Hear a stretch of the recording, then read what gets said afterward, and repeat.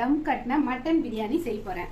சீரக சம்பாவோடு சேர்ந்து செய்ய போகிறேன். அதுக்கு தேவையானது ஆனியன் வச்சுருக்கேன், தக்காளி வச்சுருக்கேன், லெமன் வச்சுருக்கேன், இஞ்சி பூண்டு விழுது, மட்டன் வச்சுருக்கேன், தேவையான உப்பு வச்சுருக்கேன், புதினா வச்சுருக்கேன், பச்சை மிளகாய் வச்சுருக்கேன். ஓகே மம்மி, பார்க்கும் போதே சாப்பிடலாம் போல இருக்கு. கடகடன்னு எங்களுக்கு ஒரு மட்டன் பிரியாணி சீக்கிரமா செஞ்சு கொடுங்க மம்மி. ஒரு 20 நிமிஷம் டைம் கூட உடனே செஞ்சிடறேன். Okay mummy, thank you. சீக்கிரம் செஞ்சு கொடுங்க. 3 டம்ளர் அரிசி, அதாவது அரிசி வந்து 600 கிராம் அரிசி போட்டிருக்கேன், சீரக சம்பா அரிசி. ஒரு 5 நிமிஷம் நம்ம 10 நிமிஷம் ஊற வச்சிடலாம். இப்போ முதல்ல வந்து பிரியாணிக்கு நம்ம வந்து எண்ணெய் ஊற்றிக்கலாம். தேவையான எண்ணெய் ஊற்றிடலாம். இது வந்து ஒரு 100 கிராம் கம்மியாகவே ஊற்றணும். அந்த அளவு ஊற்றினா தான் பிரியாணிக்கு கரெக்டாக இருக்கும், மட்டன் பிரியாணிக்கு. இது எண்ணெய் காஞ்சவொடனே இப்போ நம்ம முதல்ல பட்டை, லவங்கம், முந்திரி, பட்டை, லவங்கம் எல்லாம் போட்டிருக்கோம். அது பொரியுது. வெங்காயம் போடுறோம்.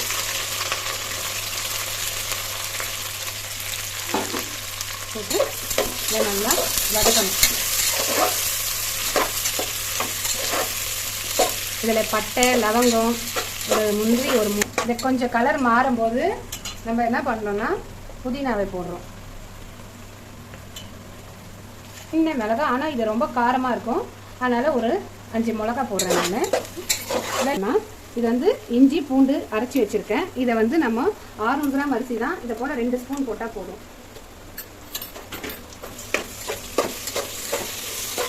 இதையே நல்லா வதக்கணும். பழம்லாம் எடுத்துக்கிறோம். இதை நம்ம லெமன் வாழைப்பழம் தான், இது இந்த வரை போட்டிருக்கேன். இப்போ தக்காளி போடுறேன், தேவையான தக்காளி போடுறேன். இப்போ நான் 1/2 ஸ்பூன் மஞ்சள் தூள் போடுறேன். இதோ நம்ம நல்லா கலக்க போகிறோம். இப்போ ஒரு கரண்டி ஒரு அளவுக்கு, ஒரு குழி கரண்டி அளவுக்கு தயிரை விட்டு நம்ம அதையும் கலக்கணும்.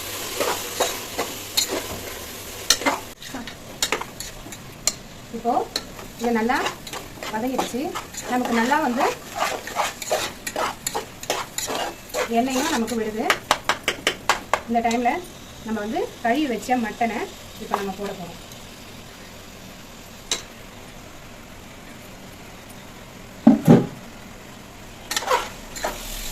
இப்போ இதையும் எல்லாம் நம்ம மொத்தமாக கலக்கணும்.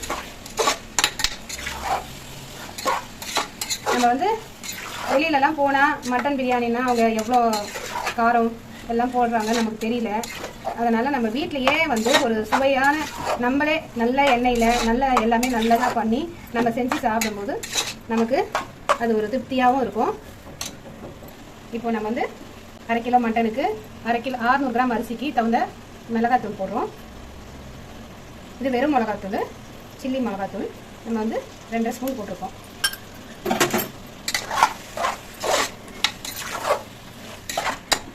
வந்தது எல்லாம் நம்ம கலரி வச்சாச்சு, பிரியாணிக்கு தகுந்தது. இப்போ வந்து 3 டம்ளர் அரிசிக்கு 6 டம்ளர் தண்ணி. இப்போ நான் வந்து 3 டம்ளர் தண்ணியை விட்டு வேக வைக்க போகிறேன். ஒரு 5 விசில் கறி வேகணும். அதனால் நான் வந்து 3 டம்ளர் ஊற்றிருக்கேன்.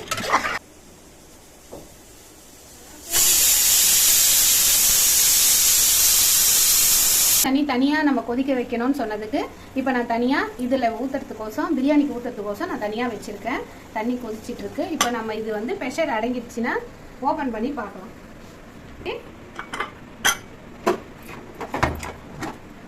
இப்போ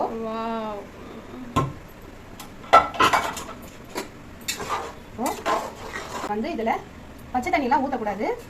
இதில் 3 டம்ளர் தண்ணியும் இதில் 3 டம்ளர் தண்ணியும் நம்ம ஊற்றலாம்.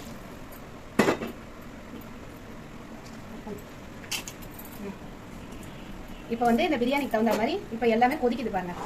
இப்போ நம்ம சுடு தண்ணியும் ஊற்றிட்டோம், இது கொதிச்சது, இந்த தண்ணி இதுலேயும் வெந்திருக்கு. இப்போ சுடு தண்ணியும் நல்லா கொதிச்சு எல்லாமே இப்போ நமக்கு எல்லாம் ஒன்றா கொதிக்குது. அந்த டைமில் இப்போ நம்ம வந்து இந்த அரிசியை ஊற வச்சு வடித்து வச்சுருக்கேன். ஃபுல்லாக தண்ணி இல்லாமல் வடித்து சாதம் வடிக்கிற மாதிரி நான் வடித்து வச்சுருக்கேன். இப்போ இதில் இந்த அரிசியை போடுறேன். இது சீரக சம்பாவில் செஞ்சிங்கன்னா டேஸ்ட். இப்போது கரெக்டான பதத்துக்கு இப்போ நம்ம ரெடி பண்ணியிருக்கோம்.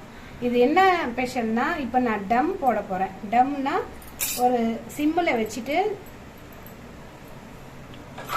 இது வந்து டம் பிரியாணி. 10 நிமிஷம் கழிச்சு பிரியாணி ரெடி ஆகிடும். ப்ரெஷர்லாம் அடங்கிடுச்சு. இப்போ நம்ம மட்டன் எப்படி வெந்திருக்கான்னு பார்க்கலாமா? இதுதான் டம் கட்டின பிரியாணி. வாவ், சூப்பராக ரெடி ஆயிருக்கு.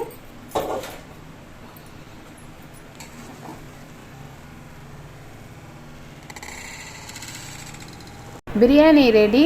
நான் செஞ்ச மாதிரி நீங்களும் செஞ்சு பாருங்கள். சுவையாக இருக்கும். லைக் பண்ணுங்கள், சப்ஸ்கிரைப் பண்ணுங்கள். Thank you friends.